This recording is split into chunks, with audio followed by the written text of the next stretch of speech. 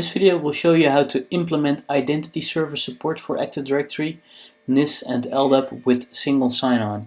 So one of the things, it's a very fancy name that I just announced, but it's exactly the blueprint name. But what we're actually going to do is something that's called identity-based firewalling, and the trick is that you can integrate your NSX environment or your NSX manager with your Active Directory database, and based on that information, the groups that you have in your Active Directory, your security groups, we can create access list rules or firewall rules on the edge firewalls. So in this demo, or what I'm going to show you to configure, is that I'm going to have a Windows 7 client, and on that Windows 7 client I'm going to have two user accounts. One of them will allow HTTP connections to specific HTTP servers or application servers, and the other account will, well, reject or will not be able to log in with HTTP or set up an HTTP session towards these application servers. So as you can see here, I have my Active Directory server ready, and I have my Windows 7 server ready as well. This is going to be this was you can read it here, what my procedure was. First of all, I need to set up an Active Directory server, then set up a Windows client, which is my Windows 7 client. Then I needed to create a security group, which allows HTTP. And this was going to be a domain local security group, and the other one was going to be a global security group. And then I created two accounts, allow HTTP user and reject HTTP user, and I put the allow HTTP user into the global security group. And what I also did is I made the global member of the domain, which is best practice of Microsoft. I just read it somewhere, not sure why that was needed, but I'm not a Windows or Active Directory MCC guy, so I just did it. And the other thing we needed to, of course, I just mentioned it, I guess, we needed to put the allow HTTP user into that group, into the global security group. What I did then is I created a security group, and I statically assigned this Active Directory group into that security group of NSX, and I used that in the firewall, in a new firewall rule where I basically allow HTTP, and I put that in as the source. So I logged in on my Windows 7 client with the first account, allow HTTP user account, and I tested the connection and it worked, and the other one was rejected. So let me first show you what I did. Let me try to log into the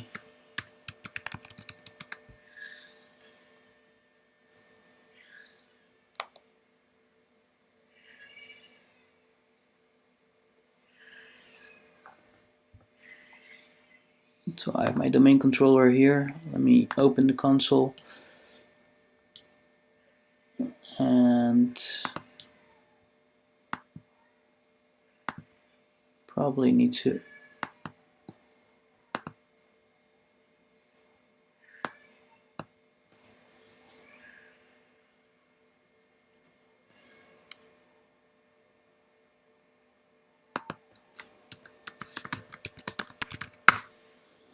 and the whole creation of the Active Directory, etc., will be out of scope.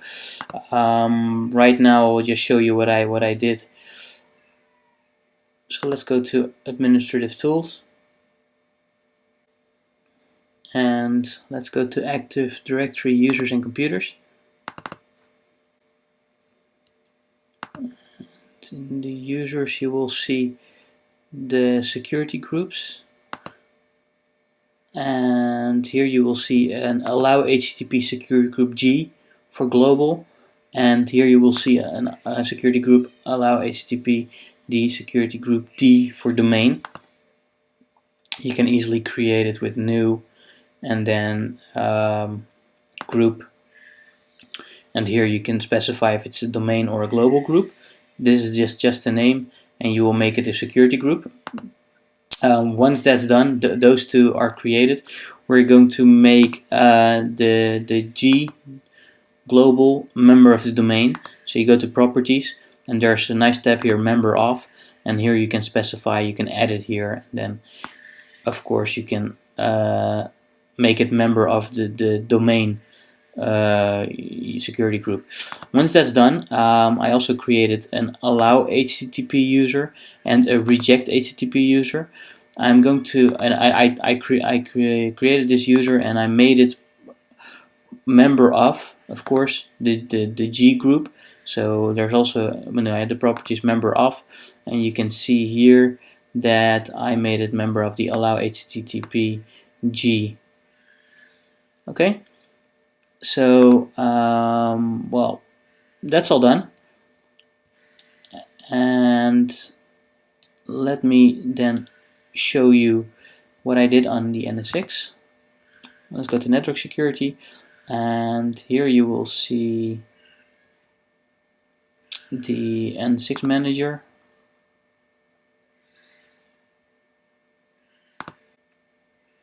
And you will see domains here, and in domains I already pre-configured it. You will just hit the plus, and in the plus you will put in a domain name, for example test.local, and test. You will hit next, you will type in your server IP address,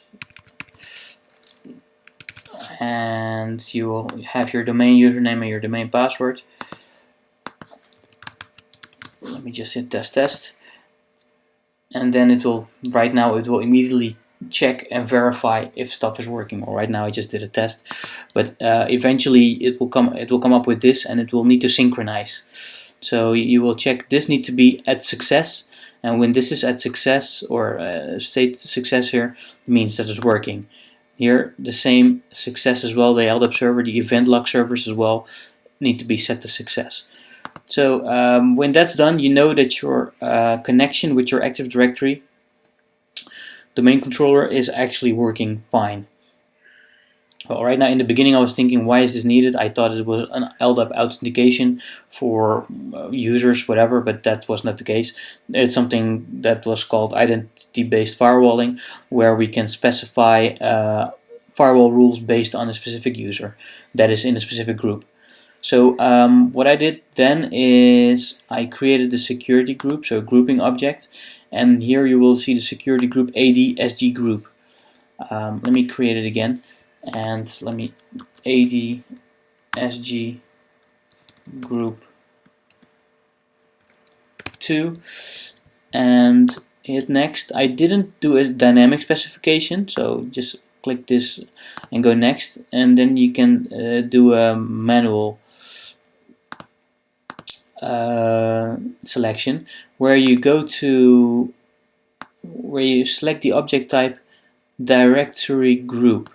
Okay, so if you hit directory group, it will pull all the different groups, and here you can see allow HTTP SGD and SGG. So what I did, I just selected the G, next, I didn't want anything to exclude, hit next and hit finish. So right now we have a security group with this object included, which is an Active Directory object, which is already existing here. And as you can see here, yeah, this is the selected object, and that object is a directory object. So let's hit cancel, and what I did then is I did the following. So let's go back. So we have now put in the directory object into a group, and we're going to use that group in the firewall. In my last movie you already saw, one of my previous movies, you saw something called AD rules, a section that I created, and in this section I created deny HTTP, which will explicitly deny HTTP for everybody. And then I created an allow HTTP with a source of that security group where that Active Directory group is in, and with a destination with only 2 application servers in it, and it allows HTTP. Okay, so what the goal is, of course, every machine or every HTTP connection should be denied to any, doesn't matter. But once the user allow HTTP user logs in, then it is able to set up an HTTP connection to this, well, destination here, or to these destinations here. So this is just very easy. Just name it, select a source, and the source was a security group, okay, and then select the destination, and the destination was also a security group where I only specified these 2 servers, and I only did the HTTP protocol and hit allow. So let's test it. This can be closed, and let me fire up my Windows client.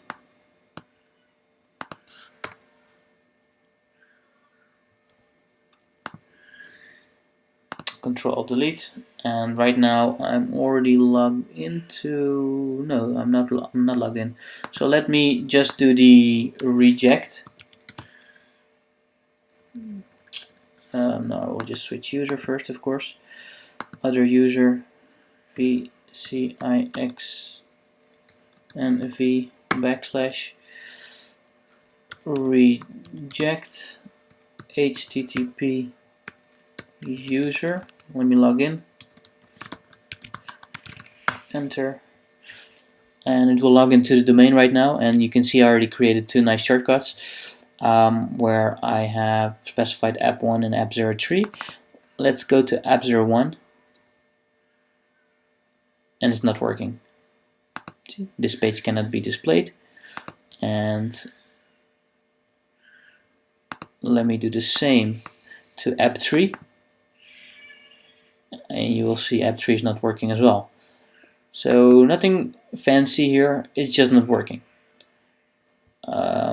For HTTP, what I can do, by the way, is, for example, do a ping to 172.16.16.11, and you will see ping is working, but HTTP is not. Okay, so let's do the 30 as well, and that's the app03 server, and that ping is working fine, but HTTP is not. So let's log out or switch user, and the user where I want to switch to is going to be another user, VCIX and V / and allow HTTP user,